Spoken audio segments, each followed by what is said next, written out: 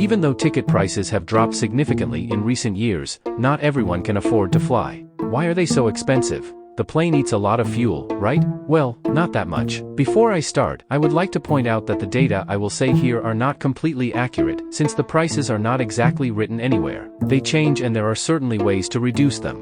The Boeing 737-800 consumes approximately 3.9 liters of fuel for each kilometer of flight. This means that it needs 1 liter to fly approximately 250 meters. In order for this plane to fly from Warsaw to London, it needs approximately 5,700 liters of fuel. If the plane is fully occupied, it consumes only 2.38 liters of fuel per 100 kilometers per passenger. That's about the same as a scooter, according to the airline statistics from January. On average, airline pay €40 per liter of fuel, so they pay €280 for a flight from Warsaw to London. It works out to about €15 per passenger. Then why does the ticket cost more than 80? There is much more than just fuel. For flying you need a plane. The Boeing 737-800 is officially sold for €89 million.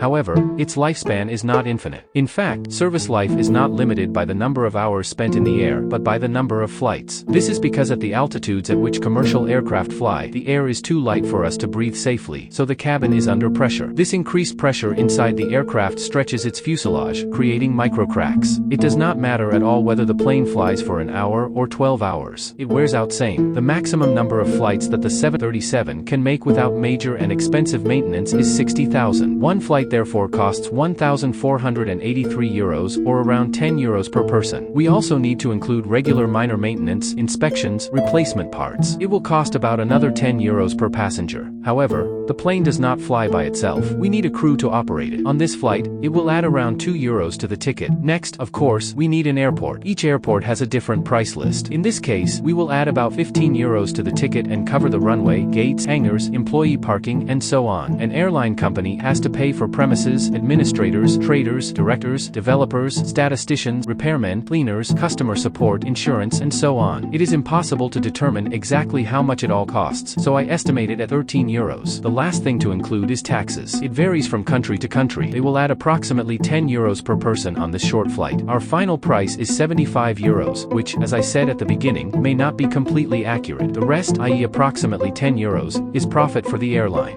Good night.